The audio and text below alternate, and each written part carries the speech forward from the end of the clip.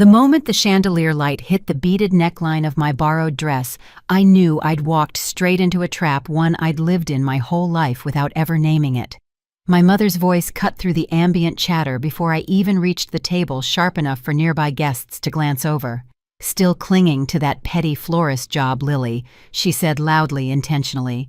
My brother chuckled, adding, "Hey, at least she has something to keep her busy." Their laughter didn't sting the way it used to. I'd learned to fold pain into silence. But even as I sat down trying to shrink into my seat, the ballroom screens were beginning to flicker, warming up for a presentation none of them knew would change everything. And in less than an hour, the whole room would hear my name spoken in a way my family never believed was possible. I hadn't even wanted to come. The annual Westmont Business and Leadership Banquet was always my family's favorite arena, a polished room where reputation was currency and humiliation could be disguised as concern. My mother Elaine had insisted I attend, practically dragging me into the event, as if my presence validated her social status. My father Ronald had already spent the ride reminding me how presentable I needed to be. And my brother Caleb barely looked up from his phone, only offering the occasional snicker when Dad made jabs about me still arranging tulips for a living. They had no idea I almost turned the invitation down because of what tonight represented a room full of business owners, industry giants, CEOs, the world they believed I would never touch, and the world I'd quietly built a place in without them ever knowing. As we took our seats near the back of the ballroom, Caleb turned to me smirking. "Be honest, sis, you're only here for the free food, right? I mean, this isn't exactly your crowd." Mom chimed in without missing a beat. She could learn something from being around real professionals. Dad nodded approvingly. Hard workers, people who don't just play with flowers and call it a business. I kept my eyes on the stage, letting their words dissolve into the soft hum of chatter. I'd trained myself to absorb their dismissal the way glass absorbs light, silently bending it into something else entirely. Ava would have told me to walk out. My best friend had begged me not to come at all. But some buried part of me had wanted to see this through, to sit in the same room where their certainty lived, to watch it crumble in real time.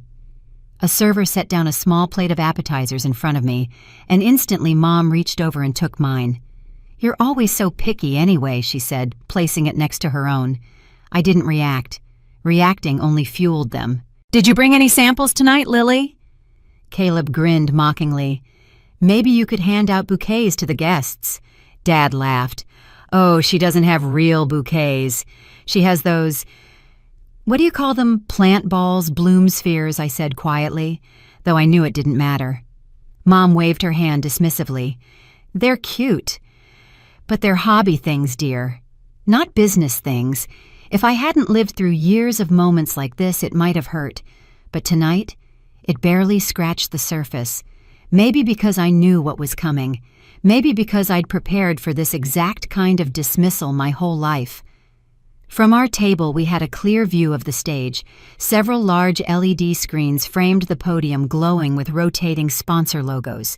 Soon they'd begin the Innovators of the Year showcase, a segment where rising luxury and lifestyle brands were honored. My brand was one of them. The brand no one at my table even knew existed. My father scanned the room with the confident posture of a man who believed he belonged there far more than I did. "This, Lily," he said with a sweeping gesture at the guests, "is what success looks like. Structure, leadership, real work, real work." I almost smiled. The kind of smile you make when someone unknowingly sets up their own downfall. Mom leaned toward Caleb, whispering loudly enough for me to hear. "Imagine if she'd chosen a real degree. Something in finance like you." Caleb smirked. "She'd probably faint if she had to work a real job." Dad let out a soft chuckle. "Flower arranging is easy. Anyone can do that." I pressed my fingertips together under the table, grounding myself as the hurt tried to claw its way back up. But something inside me, something old and bruised, felt steadier tonight. The ballroom's golden lighting reflected on the screens. The speaker walked up to the podium. The program was about to begin, and my family was still blissfully unaware of what was about to hit them. A server passed with champagne, and Caleb grabbed 2 glasses, one for himself, one for Mom. He didn't bother offering me one. Dad clinked his glass with theirs. "Here's to another year of Jensen excellence." Mom lifted hers proudly. And to Caleb's promotion, he'll be running the department soon. Caleb shrugged modestly, though he soaked in the praise like always. Someone's got to make the family proud. Mom glanced at me as she sipped. And Lily, dear, well, at least you're doing something. It's not much, but it's something. Not much. $1 billion valuation apparently didn't qualify as much. The stage lights dimmed. The room fell into an anticipatory hush. This, the announcer's voice boomed, is our favorite part of the evening. Tonight we celebrate the creators and innovators shaping the future of the luxury lifestyle industry. My heart thudded. Caleb sighed, bored. Finally. The fancy people. Dad nodded. Let's see the real players. Oh, they would. The screens flickered, the first segment title appearing in gold. Rising Giants of Luxury Design. My palms tingled with adrenaline. Mom fanned herself with her program. Lily, dear, you may learn a thing or two. This is what real innovation looks like. I inhaled slowly. A moment later, my entire world and theirs was seconds from exploding, and they didn't see it coming. Not even a little. The applause from the first honoree faded, and the ballroom lights softened as the next introduction slide prepared to load. I could feel my family settling into that familiar posture, the one where their spines straightened and their smugness lifted an inch higher, because they believed the world reflected their narrative back at them. To them, this banquet was proof that Caleb was rising, Dad was influential, Mom was socially relevant, and I was the harmless background blur. A soft ripple of conversation drifted across the tables as the MC spoke. Our next feature spotlights a creator whose work has reshaped a growing corner of the lifestyle market. My father leaned in, whispering, "Now this will be interesting. Pay attention, Lily. You'll see what innovation really looks like." Lily, the name they used when they wanted to remind me how small I was. Their ignorance might have amused me if it hadn't once crushed me. A server paused beside us and Dad waved him off impatiently. "Not now, we're trying to listen." Caleb nudged Mom, grinning. "Bet it's one of those tech guys. Watch, he'll be half her age and already worth millions." Mom smirked. "Well, some children bring honor. Others bring centerpieces." The screens brightened. An ambient hum filled the ballroom. I drew a breath so deep I felt my ribs strain. My family had no idea that the brand being introduced had been born in a cluttered garage studio, grown through 70-hour work weeks, and built on faith in something no one else saw value in. A belief that came from me, not them. Silence washed over the room as the first visual appeared, a slow rotating gold sphere surrounded by drifting petals. The crowd reacted with a few surprised murmurs. Mom frowned. "That's unusual." Dad squinted. "What is that thing?" Caleb laughed under his breath. "Looks like a Valentine's Day decoration." If he only knew. A clean transition cut across the screen. Then the title, The Rise of Floating Bloom Design. A low gasp escaped from someone at a nearby table. A woman whispered to her partner, "This brand is blowing up fast. Wait till you see what they're doing with hospitality chains." My mother straightened. "Hospitality like hotels?" Dad nodded. "Probably some startup trying to get noticed."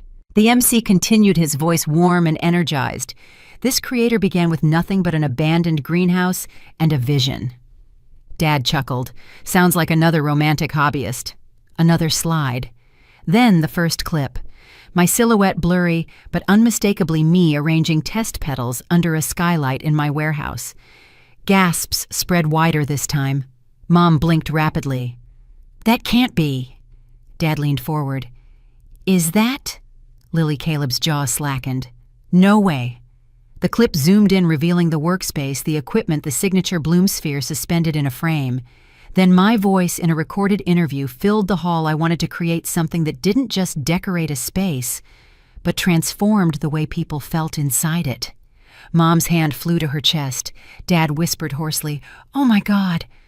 The moment stretched thick and crystalline, like the air before a glass shatters. The MC smiled. "And now let's honor one of the fastest-growing luxury innovators of the year, the founder and CEO of Bloomvast." The screens erupted in gold. My name appeared in massive letters. Lily Harper. The ballroom exploded with applause. My family sat motionless.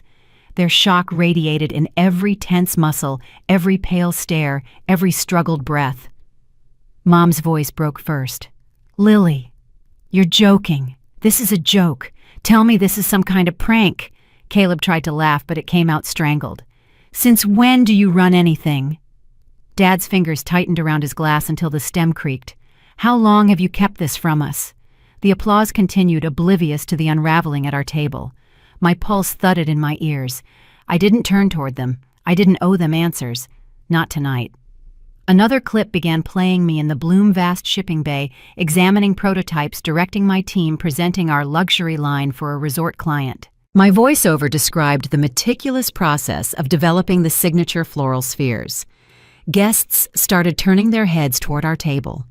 Whispers circulated. Is that her family? They didn't know? Didn't they support her launch? They must be devastated. Mom's composure crumbled in real time. "But you told us it was just a florist job," she whispered, trembling. "You let us think you were barely getting by." Caleb stared at the screen as if it had betrayed him personally. "This isn't real. It can't be real. You, a billion-dollar CEO." A woman at a nearby table leaned toward me, smiling kindly. "Congratulations, Ms. Harper. Your work is extraordinary." My mother's face contorted pride, shame, anger, disbelief, all tangled into one. She answered for me, voice shrill. "Yes, well, we always knew she had a creative streak. Our family encouraged that from a young age." The lies stung more than the insults. Another round of applause filled the ballroom as the segment closed. "Please welcome Lily Harper to the stage." My stomach knotted. It wasn't fear, just the weight of two worlds colliding. Mom grabbed my arm. "Lily, you need to tell them we helped you. This is our family's achievement." Dad's voice tightened. "You don't walk up there alone. Do you understand?" Caleb pushed his chair back sharply. "You owe us this moment. Owe them." The word echoed like a cracked bell. I gently pulled my arm free. Then I stood. And from the way a dozen nearby guests rose to applaud, from the way faces lit up with admiration, from the way the spotlight inched toward me, I knew what tonight truly was. I stepped away from the table as their voices faded. What rose inside me wasn't anger or triumph, just a quiet certainty. This was the moment I finally chose my own life, freedom. I stepped away from the table, letting the applause guide me toward the stage, leaving the voices that once defined me, fading into the background where they finally belonged. The moment my heel touched the first step leading to the stage, a ripple went through the crowd. People shifted, turning toward me, and I felt the heat of 100 spotlights converging. I didn't fully process any of it. My family's voices still buzzed at the edge of my mind, accusing panicked desperate, but they no longer shaped my stride. I kept walking steady and unhurried while applause rolled across the ballroom like a slow-breaking wave. Halfway up, a man in a slate-gray suit leaned toward the aisle and whispered to his colleague, "That's the founder." "Incredible story." Another guest murmured, "Self-made, built it from nothing." Their admiration didn't inflate me, it steadied me. For years, I'd lived beside people who believed nothing I did counted. This was the first time the world seemed to disagree. Behind me, a chair scraped the sharp, angry kind of sound that signaled someone standing abruptly. Caleb's voice sliced clean through the applause. "Lily, you can't just walk away from us." His tone carried more shock than authority, like he'd stumbled into a reality that refused to bend for him. I didn't turn. The crowd's reaction swallowed his words before they could land. Reaching the stage, I paused as the MC extended his hand. His smile was warm, proud, and genuine. "Welcome, Lily Harper," he said into the mic, the creative force behind Bloomvast. Applause surged again, but not all of it was celebratory. Some carried curiosity, some awe, some recognition. The kind that came when people saw a name they'd only read about suddenly walked into the spotlight. The MC guided me toward the podium. "Before we present the award, we want to share a brief look at how Bloomvast rose so quickly in the luxury market." Another clip started on the screen behind me, and I could feel the ballroom shift. This wasn't the polished brand video from earlier. It was more personal footage of my early sketches, pinned across a garage wall, prototype petals strewn across a folding table, the first bloom sphere crafted by hand under a single hanging bulb. My breath caught. I hadn't known they'd use this. As the video played, soft narration filled the room. The signature floating bloom design originated in a converted garage in Harbor Springs, Michigan, where Lily Harper worked nights experimenting with suspended floral structures. Guests whispered, impressed. A man near the stage nodded slowly. "That's grit. You can't teach that."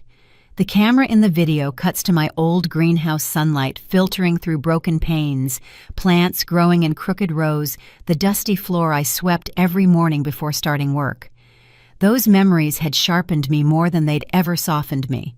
The applause that followed the video hit me in the chest. Somewhere in the back of the ballroom, Mom's voice rose high and frantic.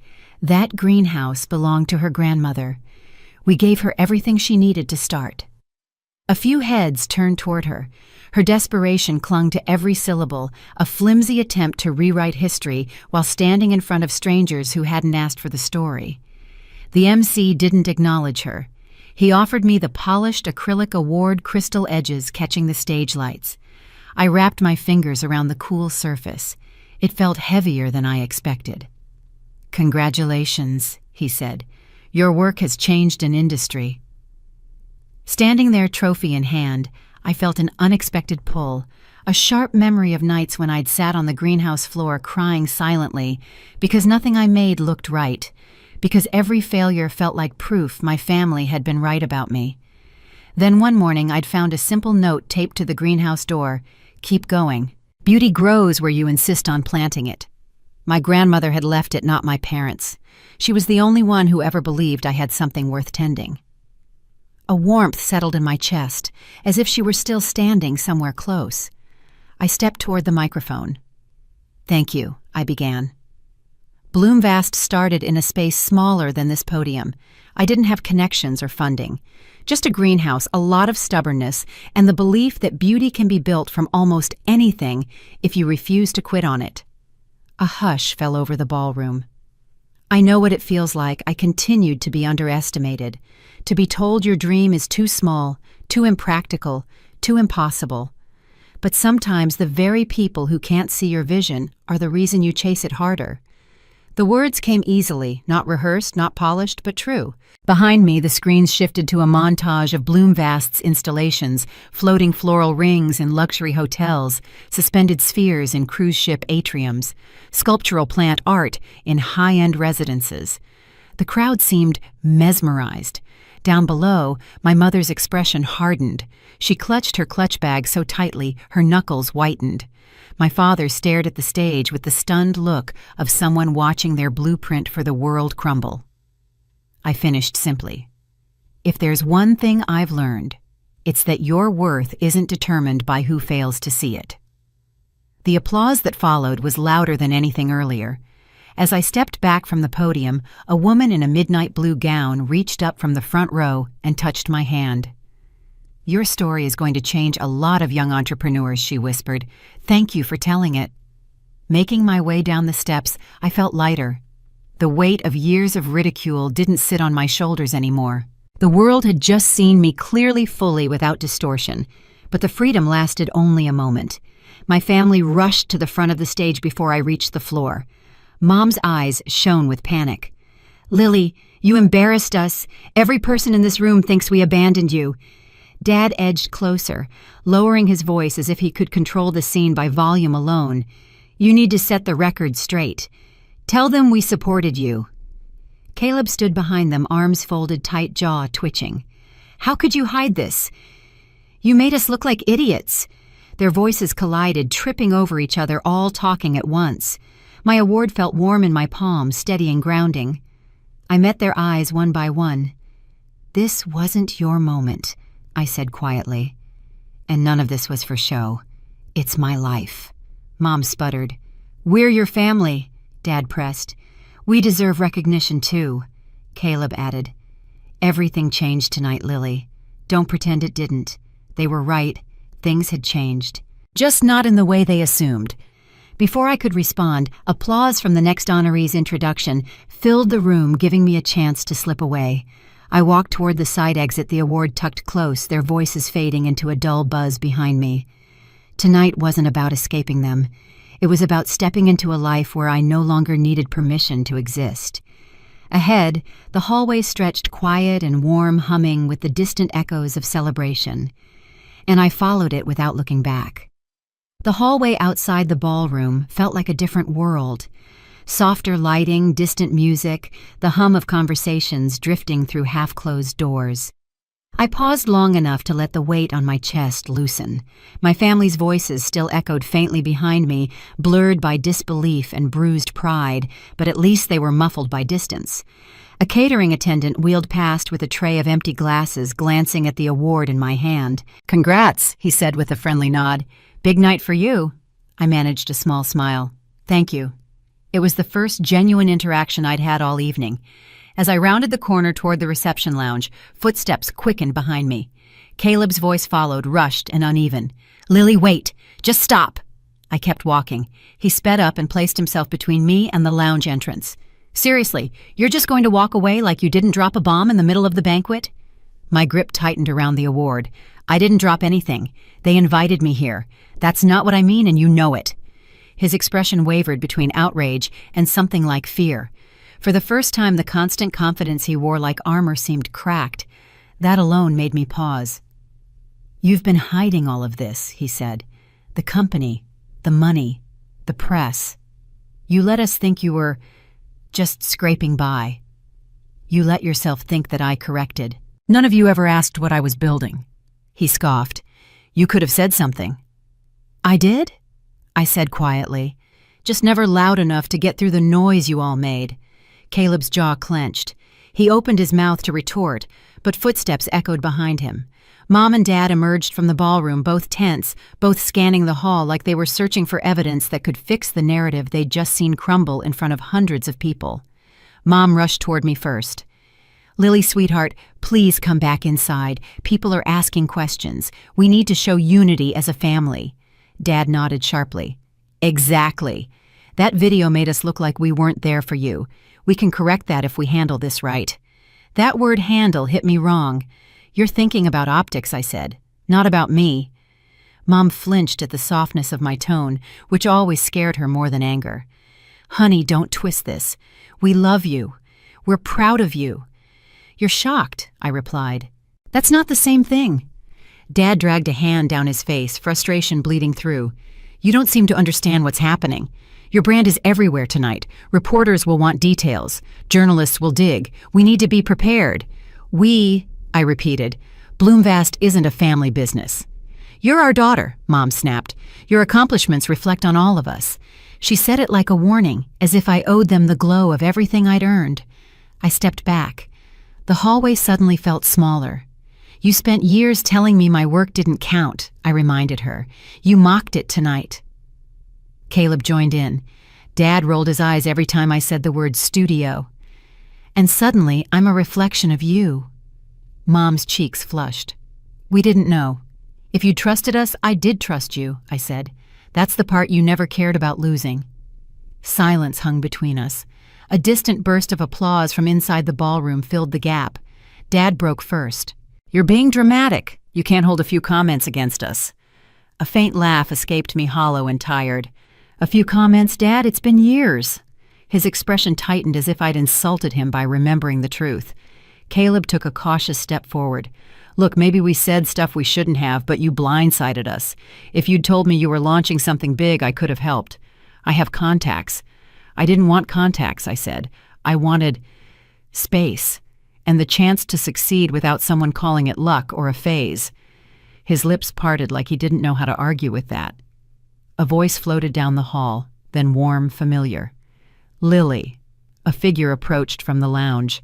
Amber Wyatt, one of the biggest names in luxury hospitality design.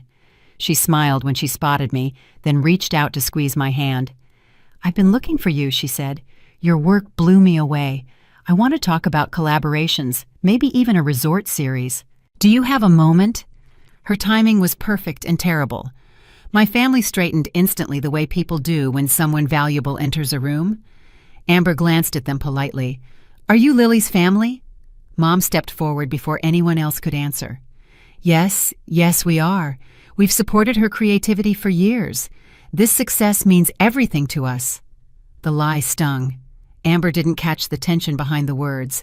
She simply nodded and turned back to me. "Come join us in the lounge. We're having a small industry meetup." Mom's fingers curled around my arm. "Lily, we need to settle this first." Amber raised an eyebrow. "Everything okay?" I offered her a small, reassuring smile. "It will be." Then I shook off my mother's hand gently. This time she didn't grab me again. Maybe she finally noticed the way I stood rooted steady, unmoved by the pull that used to drag me back into their orbit. "I'll meet you in a minute," I told Amber. She nodded and headed back toward the lounge. The hallway felt quiet again. "You're choosing them over us," Caleb asked, disbelief spilling out. "I'm choosing myself," I said. "For the first time." Mom's voice cracked. "We're your family." I met her gaze, and I'm finally learning how to be mine. Dad inhaled sharply, but whatever argument he had died on his tongue. He looked defeated, suddenly older, as if the truth had drained the authority right out of him. I turned toward the lounge. "Lily," my mother called after me, "if you walk away now, everything between us will change." I stopped for a heartbeat. "You're right," I said. "It already has." Then I moved forward toward the warm light, toward people who saw me clearly, toward a version of myself I'd been trying to reach for years. The door closed behind me, shutting out the echo of everything I'd outgrown. The lounge glowed with warm amber light, soft jazz drifting from hidden speakers and clusters of well-dressed guests leaning over small tables with cocktails in hand. My shoulders loosened the moment I stepped inside. It felt like crossing a border from chaos into calm, from accusation into possibility. Amber waved me over to a private nook where 3 industry executives were already seated. "There she is," she said, motioning for me to join them. "Everyone, this is the creator behind Bloomvast's signature installations." They greeted me with genuine interest, not the thinly veiled curiosity I'd grown used to tonight. One of the men, an architect who'd designed boutique hotels across the West Coast, leaned forward immediately. "I followed your pop-up installations for years, the suspended orchids over the coastal atrium in Laguna Brilliant." A small laugh escaped me. "That one nearly collapsed during setup. The humidity was brutal." "Exactly," he grinned. "That's why it impressed me." Conversations spilled in quickly after that. Collaborations, design philosophies, shared war stories about budgets and deadlines. For the first time tonight, I wasn't Lily the disappointment or Lily the supposed fluke. I was simply a creator among creators. But the moment didn't last. The lounge door opened sharply, and I heard Dad's voice before I even saw him. "Excuse me, has anyone seen Lily Harper?" I stiffened. Amber glanced at me, concerned flickering in her eyes. "Do you want me to get security?" "No," I murmured. "Let me handle it." Dad spotted me instantly. Mom and Caleb followed close behind, their discomfort spreading like a cold draft through the warm room. The executives sensed the shift and politely excused themselves, leaving me and my family facing each other in the center of the lounge. Dad spoke first. "You can't leave us out there looking like fools." "I didn't do anything to you," I replied. "You did that on your own." Mom's voice rose. "We didn't know your company was worth so much.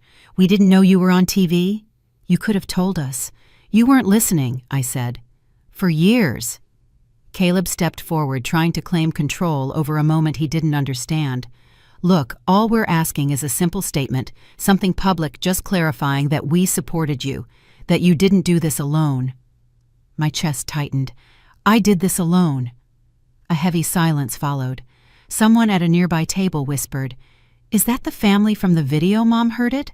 Her eyes darkened. "This is humiliating, Lily. People think we neglected you." "You did," I said quietly. Dad exhaled through his nose the way he did when a conversation wasn't going the direction he wanted. "We paid for your high school art supplies. We gave you a roof. You're acting like you built your life from ashes." "I built it from indifference," I corrected. "Which is a lot heavier." Mom clutched her clutch bag. "You're being dramatic." The word hit me like a slap. I took a slow breath. Do you remember the banquet 4 years ago? The one where I showed you my first design prototype and you told me it looked like a kindergarten craft project? Or the night I asked for advice about applying to a small business grant and you said I should stop chasing childish things and get a real job? Mom's lips pressed into a thin line. Dad's gaze drifted away. The truth hung between us, sharp and undeniable. Amber returned, then placing a hand on my shoulder lightly. "Is everything all right here?" Mom straightened instantly. "This is a family matter." Her tone was clipped dismissive. Amber didn't budge. "Lily is a valued partner in discussions we're having tonight. If she needs space, she has it." Dad bristled. "We can speak to our daughter wherever we choose." Amber's expression cooled. "Not in this room, you can't." A few heads turned. The tension had grown too thick to ignore. Caleb stepped closer to me, lowering his voice. "At least come outside. We're not trying to fight." "You already did," I whispered. He hesitated, then said something I didn't expect. "You made us look small tonight." My heart didn't lurch or tremble. It settled. "I didn't make you small," I said. I finally stopped shrinking. The silence that followed felt heavy enough to bruise. Dad's face tightened the way it always did when he felt cornered. "If you walk out with these people, don't expect us to fix this later." I met his stare. "I'm not asking you to fix anything." Mom blinked rapidly, caught between anger and panic. "Lily, this family has always been about loyalty. When we look bad, you look bad." "No," I said, shaking my head. "When you look bad, you blame me." Amber cleared her throat softly, as if reminding me I didn't need to stay in this circle anymore. I nodded once, then turned to my family. "I'm not going to rewrite history for your comfort," I said. "I won't pretend you believed in me when you didn't. I won't pretend you built something you never touched. And I won't stand next to you tonight just so you can borrow what you once dismissed." Mom reached for my wrist, but I stepped back before her hand touched me. "Lily," she whispered, "you're choosing strangers over us." "No," I answered. "I'm choosing respect." The words stunned her into stillness. I turned and walked toward Amber and the executives waiting beside the terrace doors. The warmth of the room reclaimed me the second I left my family behind. Guests smiled as I passed. Conversations resumed. The world moved forward. Before the door closed, Mom called after me, her voice thin, trembling. "We're still your family." I didn't turn. "We are," I said, "but that doesn't make you my foundation." The door swung shut, cutting off everything behind it. The terrace air was crisp, bright, alive with the hum of possibility. I took a long breath, letting the night settle into my lungs. Tonight hadn't destroyed anything. It had finally exposed the truth. And now I could decide what to build next. The terrace overlooked the city, glittering with 1,000 pinpoints of light, but my mind wasn't on the skyline. I leaned against the railing, grounding myself in the cool air, while the muffled buzz of the banquet pulsed behind the glass doors. For the first time all evening, I felt my heartbeat begin to steady. Amber approached quietly. "You handled that with more grace than I would have." I exhaled slowly. It didn't feel graceful. "It was," she said, "and for what it's worth, you're not the first founder I've seen outgrow their family's version of them." Her words eased something inside me. But before I could respond, a younger woman stepped onto the terrace, a brunette with sharp eyes and a tablet pressed to her chest. She gave me an excited smile. "Sorry to interrupt. Lily, right?" "I'm Brooke, social media producer for the event." I nodded. "We have a small issue," she continued, lowering her voice. "There's a clip circulating from inside the ballroom. Someone recorded your mom shouting. It's spreading fast." My stomach tightened. "How fast?" "Thousands of views in minutes." Amber's expression hardened. "Show us." Brooke turned the screen. The video captured my mother's panicked outburst earlier, her voice brittle and cracking. "We supported her. That greenhouse was ours. She owes this family." The camera panned to me, walking away, the award in my hand, calm and expressionless. Online comments scrolled beneath the clip. "Yikes! Talk about taking credit. That girl built everything from scratch. Her family needs to chill." Why does success bring the worst out of people? Brooke hesitated. "We can get ahead of this if you want." How, I asked. A statement. Nothing dramatic, just clarifying who built the brand and who didn't. My chest tightened at the thought. No, I'm not feeding that fire. Amber nodded approvingly.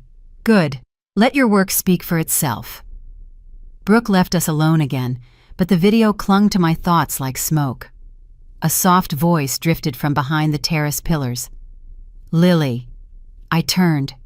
Daniel Hayes, Bloom Vast's first investor, the one who gave me a chance when I had nothing but prototypes and a stubborn streak stepped into the light. His smile was quiet, familiar, centering. There you are, he said. I saw your family outside the lounge. Thought you might need an exit hatch. Exit hatches are becoming a theme tonight. He chuckled and leaned on the railing beside me. I watched your speech. You've grown into it. The confidence, the clarity. I don't feel clear. You're clearer than you think. We stood in comfortable silence while the wind tugged at the edges of my dress. Daniel eventually glanced toward the banquet hall. They're scared, you know. I frowned. Of what? That you no longer fit the story they built for you. His words hit harder than I expected. Their version of you served their needs. Quiet, manageable, predictable. But you stepped out of that, and they have no idea how to behave around the real you. The truth in his voice felt like a bruise pressed too gently to be ignored. I didn't respond right away. The city lights swam slightly blurred by emotion I didn't want to acknowledge. Daniel didn't push. After a moment, he changed the subject. Listen, I need your input on something. It's important. What's going on? He hesitated, then glanced toward the glass doors. There's another investor here tonight, he said. One who's been trying to buy a controlling share in Bloom Vast through a back channel. They want to acquire your patents, your supply line, everything. My pulse kicked. Why didn't you tell me sooner? I only confirmed it an hour ago. Who is it, Elysian Holdings? The name hit my gut like cold metal. Elysian wasn't just a rival. They were notorious for swallowing small brands, gutting them, then selling the empty shell for profit. They'd tried to buy me out twice in the early days. I said no both times. Daniel continued, Their CEO is here tonight. And your family? He hesitated. My stomach sank. What about them? They've been speaking with Elysian's legal team for the past hour. The railing felt suddenly unstable beneath my hand. Daniel's gaze sharpened. Lily, I don't know what they promised your parents or what your parents think they can pull off, but you need to be aware Elysian plays dirty. A wave of nausea rose in my throat. They can't access anything. They have no stake. True, Daniel said carefully, but if they think you owe them something, they could be telling Elysian they can influence you. A chill trailed down my spine. Mom's earlier words echoed back at me. We supported her. She owes this family. To Dad. We can fix this if you cooperate. Caleb's, everything changed tonight. Suddenly the pattern made sense. Too much sense. My parents weren't stunned by my success. They were strategizing around it. They weren't proud. They were calculating. Daniel placed a steadying hand on the railing. I'm not telling you this to scare you. I'm telling you because you need to decide who gets access to you tonight and who doesn't. The wind picked up, carrying laughter from inside the banquet. The sound felt distant, unreal. I swallowed hard. I don't want a public war with my family. You don't have to start one, Daniel said. Just be careful not to give them ammunition. I nodded slowly. From inside the banquet hall, a familiar silhouette appeared near the terrace door. My father's stance, my mother's rigid posture, Caleb's restless pacing. They were scanning the room, searching for me with a kind of frantic hope. Not love, not reconciliation. Opportunity. Daniel's voice softened. You ready? I pulled my shoulders back. I am now. He gave a small smile. Good, because they're coming. The terrace doors swung open, and the night shifted again. Dad stepped onto the terrace, first shoulders squared like he was walking into a negotiation. Mom followed with a tight, urgent expression, and Caleb hovered behind them, trying to look composed, but tapping his fingers against his thigh in thinly veiled impatience. The three of them formed a wall in front of the open doors, blocking out the glow of the ballroom. Lily, Dad said in a low voice, we need to talk, now. Daniel shifted beside me, but I gave him a small nod. It was fine. I could handle this. Mom wasted no time. "You didn't tell us the truth about Bloomvast," she said, breath quickening. "We deserve to know." "We're your family." I steadied my voice. "Everything happened in stages. Nothing was certain until recently, and even then you never asked." She blinked rapidly, as if the accusation were unfair. "We shouldn't have had to ask. You should have trusted us from the start." Caleb stepped forward. "This is bigger than you, Lily. You're not thinking long-term. We could help you. We already took a step that might open doors for all of us." My pulse kicked. "What step?" He hesitated, glancing at Dad.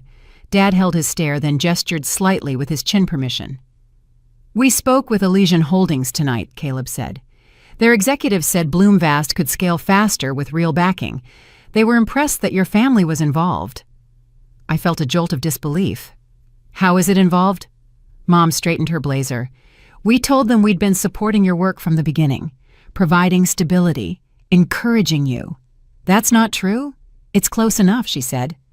The casual dismissal stung more than the lie. Dad stepped forward. "Elysian wants a meeting with you, tonight if possible." "Their offer could change everything." "It wouldn't change anything for me," I said. "For us," Dad corrected. "This is a family opportunity." Daniel's voice cut through the tension. "Bloomvast isn't for sale." Dad's jaw tightened. "This is a family discussion." "No," Daniel said evenly. "This is a business discussion you're not authorized to have." Dad turned toward me, refusing to acknowledge Daniel. "You need to tell him he doesn't speak for you." "He does," I said. "He's my first investor." "You're not." The words landed hard. Caleb muttered a curse under his breath. Dad tried again. "Lily, listen. Elysian wants to acquire your patents. They said the designs could be worth hundreds of millions. With our guidance, you could negotiate better terms." I stared at him. "So you talked to them about my patents without me?" Mom's lips tightened. "We were advocating for you, and for the family. You're too close to the situation to see the long-term opportunity." A laugh escaped me before I could stop it, soft, disbelieving, tired. "All of you mocked me 2 hours ago," I said. "Suddenly you're qualified to negotiate on behalf of my company." Mom lifted her chin. "You embarrassed us in front of everyone. This is a way to show them we've supported your success." "You didn't support it," I reminded her. "You minimized it every step of the way." The truth sat heavily in the air. My family flinched, but none of them denied it. Caleb pushed forward with new urgency. "Lily Elysian asked how much influence we have over your decisions. Dad said you respect his opinion, that we could help guide the company." My stomach dropped. "You told them that?" Dad nodded as if it were obvious. "Of course, we're your parents." The cold air around us suddenly felt thinner. Daniel spoke quietly into the tension. "That's coercion, Lily. If they're presenting themselves as stakeholders, they're misrepresenting your governance structure." Dad snapped. "Stay out of this. He's not wrong," I said. Caleb's frustration spiked. "Why are you fighting us? We're offering help. You're acting like we're enemies. I'm acting like a founder," I said, "protecting her company." Mom exhaled sharply. "You're being selfish." "No," I replied. "I'm being responsible." She took a step closer, voice trembling not with emotion, but with indignation. "Do you understand what you're walking away from? Elysian told us your valuation tonight hit over $1 billion. That's more than you can manage alone."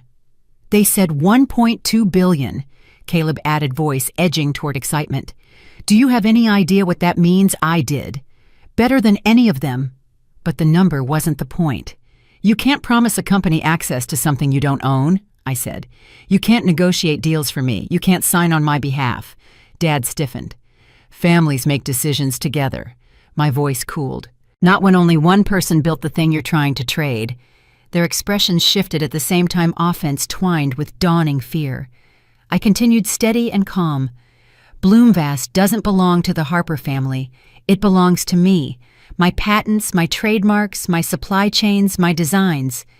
You don't get a percentage just because you share my last name." Mom's voice broke. "How can you say that? Because it's true."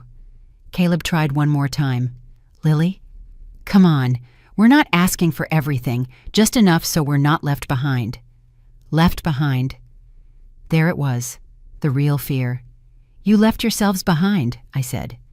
Dad tried to speak again, but Amber stepped onto the terrace. Lily, she said gently, they're ready for you in the private suite. The designers want to talk about collaborations.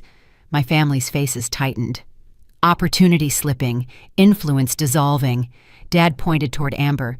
This is what we mean you're choosing strangers over us. I looked at them and spoke without anger. I'm choosing people who see me. No one had a comeback for that. As I turned to follow Amber inside, Mom's voice rose behind me, thin and breaking. If you walk away, we won't forget this. I didn't turn back. You don't have to, I said. I'm finally remembering who I am. Then the terrace door closed between us, sealing the moment like a chapter ending on its own terms.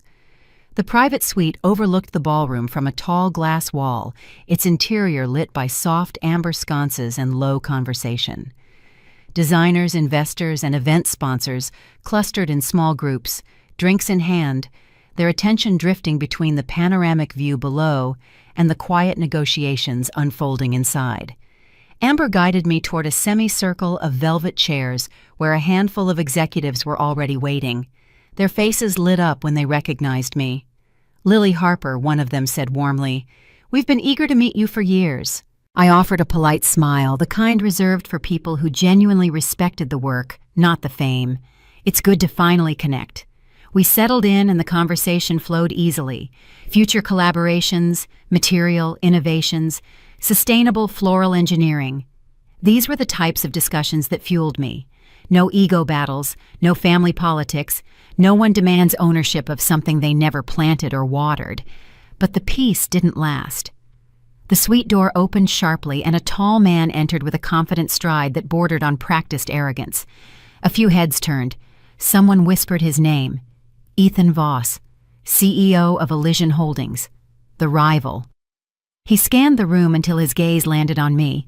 A slow smile curved across his face, polite but predatory in the way deals are made in back rooms with handshakes that hide agendas. Amber leaned closer and whispered, "He wasn't invited to this suite." It didn't matter. He was here now, and he came with a purpose. Miss Harper, Ethan said as he approached. "Congratulations, $1.2 billion overnight. Impressive." I inclined my head slightly. "Thank you." It's not every day someone disrupts 4 industries at once: art, floral design, luxury decor, and immersive hospitality. His tone was smooth, rehearsed. The designers around us shifted uncomfortably, sensing the tension. Ethan didn't wait. "I've spoken to your family." Of course he had. And I asked. "They care deeply about your success," he said. "They assured me you're open to expansion via acquisition and that you value their input." My jaw clenched, but my expression didn't move. "Interesting. They don't speak for me." He studied me, amused. "Ah. Family politics. Always messy." Daniel stepped up beside me, his voice steady. "If you want to speak about Bloomvast, you speak to Lily. No one else." Ethan barely acknowledged him. "I admire your work, Miss Harper. Truly. It's groundbreaking. But Bloomvast could become more than a niche luxury brand. With our resources, your designs could be global-scaled, franchised, mass-produced. Mass-produced. The word made my spine tighten. "What you're offering isn't growth," I said. "It's dilution." A few people murmured in agreement. Ethan didn't flinch. "Think bigger. Licensing deals. Automated floral fabrication. You could put your pieces in every mall atrium and airport concourse." "No," I cut in. "Why not?" "Because Bloomvast isn't meant to be a disposable decor. It's art." He tilted his head, wearing a knowing smirk. "Art doesn't scale. Business does." The tension in the room thickened. "Look," he continued, "your family seems concerned you're overwhelmed. They said you might need guidance, infrastructure, experienced hands." My throat tightened, anger simmering low and quiet. "What they said," I replied, "is irrelevant. They don't hold shares, they don't sit on my board, and they don't make my decisions." Ethan raised a brow. "You built a billion-dollar company alone?" "Yes." A small wave of applause rippled from one corner of the suite. His smirk faltered. He hadn't expected that. "I admire the confidence," Ethan said. "But I should warn you, stubborn independence can destroy momentum, especially when people close to you feel Excluded. The subtle threat wasn't subtle at all. Amber stepped forward. "You're done here." Ethan ignored her locking eyes with me. "Last chance, Miss Harper. Meet with us tonight. If you don't, the window closes." "Then let it close," I said. The room went still. Then someone exhaled, loudly relieved. Ethan's smile sharpened into something colder. "Your family won't like that decision." I felt the sting of his words, but not the fear he expected. They don't get to decide my future. Ethan stepped closer enough to challenge, but not enough to touch. Families can complicate things, influence public narratives, shape the press. They told me stories about your early years, about the little greenhouse they supposedly funded, about the emotional support they provided while you developed your craft. I met his gaze evenly. Stories are cheap, especially the ones told by people trying to benefit from someone else's work. Amber folded her arms. "Time to leave Voss." Ethan shrugged, backing toward the door. "Fine, but remember, Miss Harper, alliances matter, and the wrong enemies can make life complicated." He left without waiting for a response. Silence lingered for a moment before Daniel turned to me. "He's bluffing. Elysian can't force anything. But he's right about one thing," I admitted. "My family handed him a narrative." Amber placed a gentle hand on my arm. "Then rewrite it, publicly, on your terms." I nodded slowly, the weight of the night shifting into clarity. A designer approached with a glass of champagne. "For courage," she said. I accepted it. But before I could sip, the suite door slammed open again. Caleb rushed in, pale, breathless, panicked. "Lily," he gasped, "you need to come downstairs, now!" My heart dropped. "What happened?" He swallowed hard, eyes darting between me and Daniel. "It's Mom," he whispered. "She did something, and she won't stop crying until she talks to you." The suite went silent. I set the champagne aside and followed him into the darkened hallway. Caleb moved so fast, I had to match his pace just to keep up. The elevator chimed open, and we stepped inside without another word. His chest rose and fell in quick, uneven breaths. He kept wiping his palms on his jacket like he was preparing himself for something he couldn't quite say aloud. When the doors closed, I finally asked, "What did she do?" He didn't look at me. "Just don't be mad at her. She's overwhelmed." "That's not an answer." Caleb's jaw tightened. "She thinks she messed up. With Elysian, with the video, with everything." My heartbeat sped. Whatever happened, fear not guilt was driving him. The elevator dinged and we stepped into a dim hallway that led toward a quieter wing of the venue. Caleb motioned to a side door. "In there." I pushed it open. Mom sat on a leather bench against the wall, shoulders hunched, mascara streaked across her cheeks. She looked small, deflated, nothing like the sharp, demanding woman who had marched through the ballroom earlier. Dad stood beside her, rubbing her back, but his jaw was set like stone. The moment they saw me, Mom burst into fresh sobs. "Oh, Lily," she cried. "I made everything worse." I approached slowly. "Tell me what happened." She reached into her purse with trembling hands and pulled out a folded document, crumpled, creased, stained by tears. She held it toward me. I signed something, she said. I didn't know what it meant. Cold dread slid down my spine. I opened it. Elysian Holdings Letter of Intent, a pre-contract agreement. A non-binding but dangerous document that claimed preliminary family endorsement for a cooperative acquisition discussion. My signature line was blank. Mom's wasn't. I stared at the ink. "You signed what?" Mom covered her mouth. "As a family representative." "You're not a representative," I said, "of anything in Bloomvast. You have no rights." Dad stepped forward defensively. "She thought it would help. They told us I cut him off. They manipulated you, and you let them." Mom shook her head rapidly. "I thought if we supported the transition, you'd give you a piece of the company I finished." Silence. Dad's eyes hardened. "You're twisting this. We were trying to protect you. Elysian called your valuation exaggerated. They said your patents weren't defensible. They said you'd collapse without real backing." My stomach tightened. "They baited you. They warned us your investors could cheat you," he insisted. "That Daniel could take control." Daniel, the only person here tonight who had protected me with zero expectation of gain. Caleb stepped closer. "Lily, they freaked out. They panicked when that video of Mom blew up. Elysian said they could help shift the narrative, make us look united if we showed good faith. Good faith, I repeated. They used you to pressure me. Mom sobbed harder. I shouldn't have signed. I know I shouldn't have, but they kept saying we'd lose our chance if I didn't. I closed my eyes, piecing the situation together. Elysian exploited my family's insecurity. They fed their fear. They played into old wounds and unhealed pride, and my family, desperate to regain control of a story they'd never owned, handed Elysian leverage. Dad tried again. You need to fix this. Tell them you're considering their offer. No. Lily, he warned, they won't take rejection lightly. They said they could make this messy. Let them try.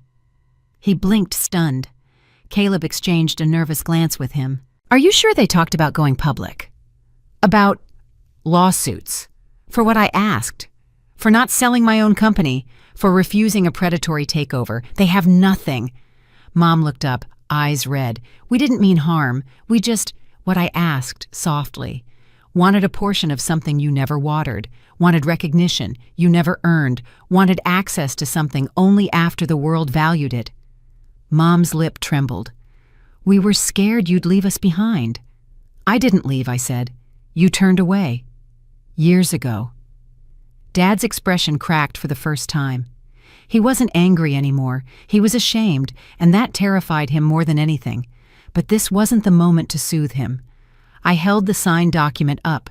This means nothing. It's not enforceable. But it shows me exactly how far you were willing to go to be part of something you never supported. Mom whispered, Lily, please don't hate us. I don't, I said. But I'm finally seeing us clearly. Before anyone could speak again, the hallway door opened. Daniel entered, breath tight. Lily Security found Ethan Voss downstairs. He's telling reporters about a pending partnership between Bloomvast and Elysian. Dad stiffened. Mom covered her mouth again. Caleb swore under his breath. Daniel continued, He's using your mother's signature as proof. I felt the world sharpen into focus. Okay, I said. Dad demanded, What are you going to do? I folded the document carefully. I'm going to end this. Caleb took a step after me. Lily, wait. I turned back just long enough to say, Stay here, all of you. Then I walked down the hallway, not shaken, not frantic, focused, resolved, ready to face the man who thought he could buy my voice by borrowing my family's noise. This time, I wasn't walking toward a spotlight. I was walking toward a line I was ready to draw. Ethan Voss stood in the lobby like he owned the entire hotel, surrounded by 2 assistants, a camera crew, and a half circle of reporters hungry for a quote. His voice carried across the polished floor, smooth, persuasive, dripping with corporate charm. We're thrilled at the prospect of working with Bloomvast, he said. The Harper family is aligned with us, and we expect Lily to confirm the partnership shortly. A murmur spread through the crowd. Flashbulbs popped. Pens scratched against notebooks. I stepped forward, every click of my heels slicing clean through the noise. Ethan saw me and straightened. There she is, he said loudly. Miss Harper, ready to make a statement. I stopped several feet away, leaving space like a border he hadn't earned the right to cross. Actually, I said I am. The reporters turned toward me instantly, microphones rising like a flock of startled birds. Ethan flashed a rehearsed smile. Excellent. I'm not partnering with Elysian Holdings, I said clearly. A ripple of shock swept through the group. Ethan blinked once, slow, deliberate, before recovering. Lily, he said, voice pitched low as though we were old friends. I think you're confused about the paperwork your family signed on your behalf. It's invalid, I said. They don't have authority. They don't own shares. They're not stakeholders. His jaw twitched. Just barely. A reporter spoke up. Miss Harper Elysian claims they received preliminary family approval. I lifted the folded document. This, I let it unfold. This is a non-binding letter of intent signed by someone who has no ownership in Bloomvast. Elysian misrepresented her authority. Cameras flashed. Someone gasped. Ethan's composure slipped. That signature, he said, shows strong willingness. No, I interrupted it, shows that you preyed on fear. You pressured someone overwhelmed. You approached my family behind my back. That's not a partnership. That's manipulation. A wave of whispered reactions filled the lobby. Ethan tried again. "You're young. Sometimes founders don't understand how this works." "I built a billion-dollar brand without you," I said calmly. "Explain to me again what I don't understand." His mouth tightened. I stepped closer, just enough so only he and the closest reporters could hear the quiet steel in my voice. "You exploited a moment of insecurity," I said. "My family made mistakes, but you made a choice." He recovered quickly, too smoothly. "We simply acted on information provided to us." "Information you solicited," I replied. A reporter raised her microphone. "Miss Harper, does this conflict suggest fractures within your family?" I breathed once, just once, and chose honesty over polish. "We're navigating complicated emotions," I said. "Success doesn't erase old wounds. But no matter what's happening privately, it doesn't give a corporation the right to leverage us." The crowd murmured approval. Another reporter called out, "Will Bloom-Vast be exploring legal action against Elysian?" Ethan stiffened. "We'll be evaluating our options," I said. "Tonight makes one thing clear. Bloom-Vast will never sign with a company that attempts to force an acquisition through intimidation." Ethan stepped forward, voice sharp. "You're making a mistake." "No," I said quietly. "I'm making a boundary." He looked like he wanted to argue, but the cameras were rolling and the room had already turned. His calculated confidence faltered. Irritation cracked through the veneer. He signaled to his assistants. "We're done here." They scrambled behind him as he pushed through the revolving doors and disappeared into the night. The crowd buzzed. Questions flew. Cameras flashed. I held up a hand. "I'll release an official statement in the morning. Thank you." Then I stepped away, pulse steady, shoulders loose. I expected reporters to chase me, but they didn't. They stayed behind, processing what had just unfolded, rewiring the narrative in real time. Daniel appeared at my side. "You handled that exceptionally." I gave him a small, exhausted smile. "I'm holding it together with stubbornness and adrenaline." He chuckled softly. "That's how most revolutions start." We walked toward the elevators, but a familiar voice stopped me. "Lily." I turned. Dad stood at the edge of the lobby, hands in his pockets.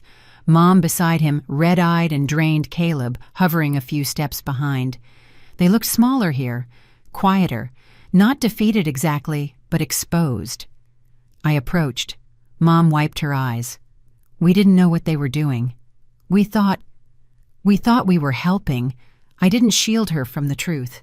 "You signed something without asking what it meant." She nodded, shame shifting her posture. "I know. I'm so sorry." Dad cleared his throat. "We were wrong. All night we were wrong. The admission cost him something. I could hear it." "I was proud," he continued. "Proud you built something on your own. But I didn't know how to say it. And when that video started spreading..." His voice cracked slightly. "I got scared. Scared people would think we failed you." "You didn't fail me tonight," I said softly. "You failed me years ago. Tonight just showed the cracks." Dad swallowed hard. "We may never fix all of it, but we want to try." Mom stepped closer, hesitant. "If you'll let us." Their sincerity wasn't perfect, but it was real. For once, they weren't demanding anything. Caleb stared at me with a strange mix of guilt and respect. "You were right," he said. "Elysian almost steamrolled all of us, even me." Relief softened something in my chest I hadn't realized was clenched. "This doesn't erase everything I said, but it's a start." Mom nodded quickly. "Anything. We'll do anything." "For now," I said gently, "just stop trying to manage me." Dad exhaled. "Fair." I didn't hug them, none of us were ready for that, but I didn't walk away either. Daniel nodded toward the elevators. "You ready?" "Yeah," I said. As we stepped inside, I glanced back at my family. They stood together, quiet, humbled for once, not demanding or blaming. The doors slid shut, and for the first time all night I felt something settle deep inside me. Not triumph. It wasn't triumph or payback, just a quiet sense of direction, the kind that comes when you take back the story someone else tried to rewrite. The morning after the press disaster, sunlight spilled across my kitchen counter, catching on the unfinished bouquet I'd left there, the night before a mix of white ranunculus and soft green eucalyptus stems, still damp from the rinse sink. Somehow, even with the chaos swirling around Bloomvast and my family, I always found calm in the quiet ritual of arranging flowers. It grounded me in a way numbers meetings and billion-dollar valuations never could. Daniel let himself in using the keypad carrying 2 coffees. "You're trending again," he said, setting 1 cup beside me. I lifted an eyebrow. "Good trending or catastrophic?" "A little of both. Mostly good." "That figures." He gave me a look, gentle perceptive. "You handled last night better than most CEOs twice your age. Investors are impressed. The board wants a meeting tomorrow. Emergency meeting or congratulations meeting." "Depends on your perspective," he said. "But they're behind you." Hearing it from him meant more than he knew. My phone buzzed before I could answer. A text from an unknown number lit up the screen. "This is Maya from Sunrise News, requesting a live interview today regarding your public refusal of Elysian. Please confirm availability." I stared at it. My stomach flipped. Daniel leaned closer. "You don't have to do that. Not yet. I know I said.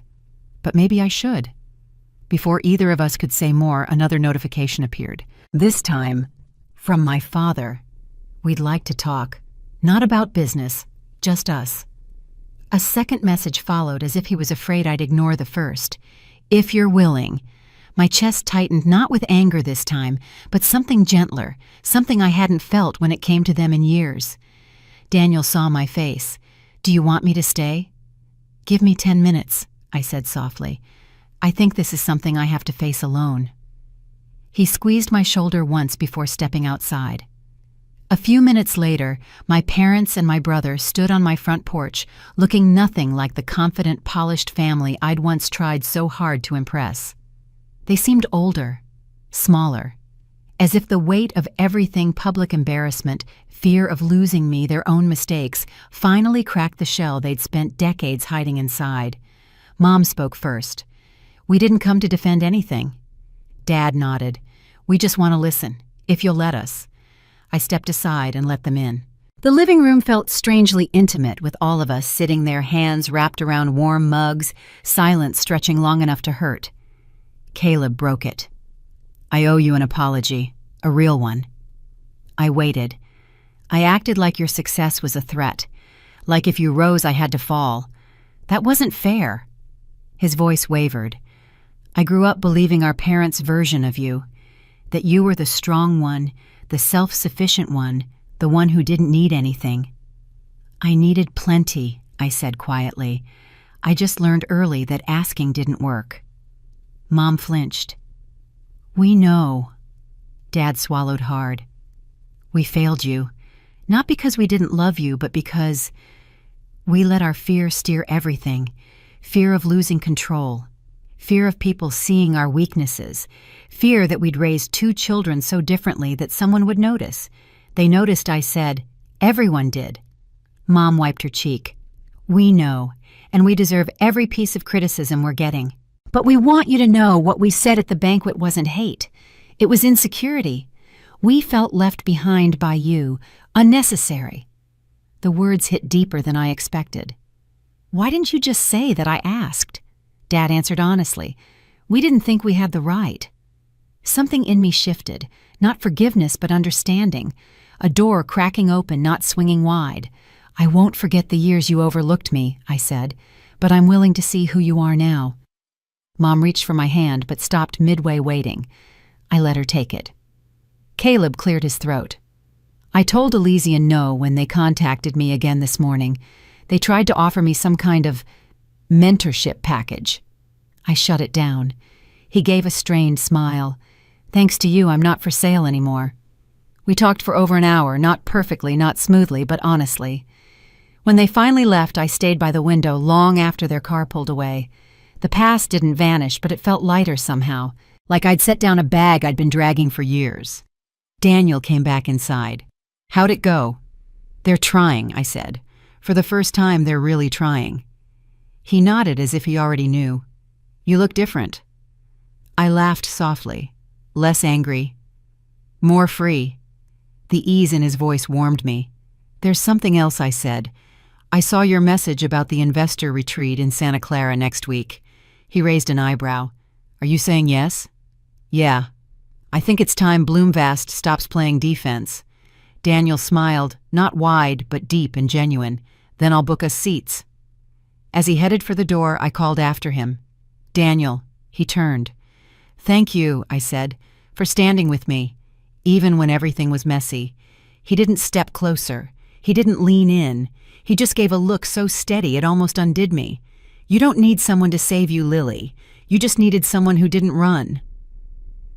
After he left, I wandered back to the half-finished bouquet. I lifted one stem, trimmed the edge, and placed it exactly where it belonged. For the first time, the arrangement felt complete. And so did I. When the final bloom fell into place, something inside me settled quiet, sure and stronger than anything fear had ever built. The rooftop terrace buzzed with the low hum of conversation, clinking glasses, and warm laughter. Nothing like the banquet where everything had first unraveled. Rows of soft lights draped above us in loose arcs, casting a quiet glow over the official Bloomvast relaunch event. Reporters mingled with investors, creators with retailers, and friends with strangers. But all of them were here for one reason. Tonight marked the beginning of the company's next chapter. I slipped away from the crowd for a moment, leaning on the terrace railing. The city stretched below in waves of street lamps, headlights, and illuminated windows, a living mosaic of stories unfolding all at once. A breeze lifted my hair, carrying the faint scent of peony petals from the arrangements placed throughout the venue. Daniel appeared beside me holding sparkling water. "Your investors are looking for you," he said. "You're kind of the reason everyone's here." "I'll make my rounds," I said. Just needed a second to breathe. "You earned one." He stood beside me quiet, letting the moment settle. That was one of the things I appreciated most about him. He never tried to fill silence, just to prove he belonged in it. Behind us, someone tapped a microphone. "Lily, you're up," a staffer called. I exhaled slowly. "Ready?" Daniel nodded. "More than you know." I walked toward the small stage set at the center of the terrace. As I stepped into the warm wash of lights, the chatter softened into anticipation. Faces turned, some familiar, some curious, some clearly emotional, because they'd watched the corporate drama unfold in real time. The crowd quieted completely. "Thank you for being here," I began. The microphone caught my voice with surprising clarity, steady, despite the swirl of nerves in my stomach. Bloomvast started as a tiny floral booth I worked between community college classes. I didn't have investors, mentors, or even family rooting for it. I had a few buckets, a folding table, and a stubborn belief that flowers deserved more than being treated like last-minute gifts. A soft ripple of laughter warmed the room. That belief grew into designs, then into arrangements, then into full-scale installations, and eventually, a brand. A brand built on creativity, sustainability, and heart. I scanned the room. I found my mom standing near the back, with my dad both watching with a mixture of pride and regret. Caleb stood a little off to the side with Rachel, arms crossed, not defensive, but protective. It made something inside me want to exhale for the first time in years. But Bloomvast's growth didn't come easily, I continued. And this past year reminded me just how fragile success can feel when old wounds resurface. I had to face things I'd avoided for most of my life, doubts, expectations, and the pain of not being seen. My throat tightened for a moment, but I didn't break stride. None of this journey was graceful, but it was honest. And when everything threatened to fall apart, "You're the people who helped me rebuild." A cheer rose. Daniel gave a subtle nod behind the lighting equipment. I smiled. Bloomvast is relaunching tonight with a new purpose, not just to sell flowers, but to empower creators, designers, dreamers, anyone who's been told their craft isn't a real job. I heard that for years. Some of you heard it too. A murmur of recognition swept across the terrace. Tonight, we reclaim that narrative. The applause that followed wasn't explosive, it was warm, steady, real. I thanked the crowd once more and stepped down from the platform, immediately greeted by handshakes, congratulations, and offers that ranged from collaborations to feature stories. A few reporters asked about Elysian, but I kept my answers short. That chapter was closed. Eventually, I found my way back to the edge of the terrace where my family waited, hesitant but hopeful. Mom spoke first. "Your speech, It was beautiful. Dad nodded, expression tight with emotion. You've built something extraordinary. We're proud of you, Lily. Caleb stepped forward, rubbing the back of his neck. You made it look so easy.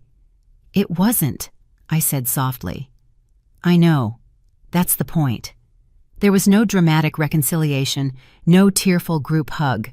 But as they stayed beside me watching the city lights, it felt like the kind of beginning that didn't need theatrics, just intention.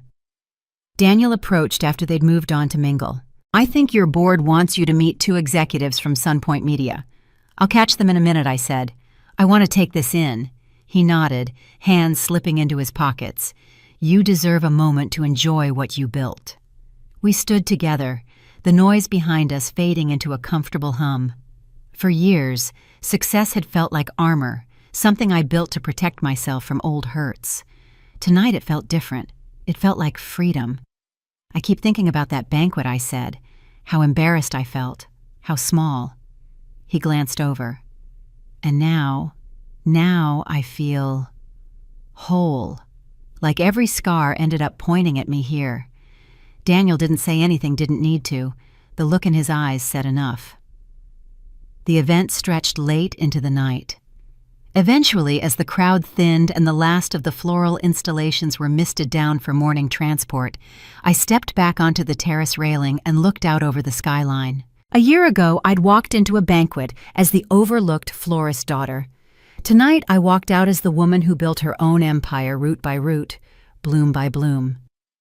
If you've ever felt underestimated, if you've ever had to rebuild yourself from the pieces someone else broke, I hope my story reminds you that your path belongs to you, and you get to write every chapter from here.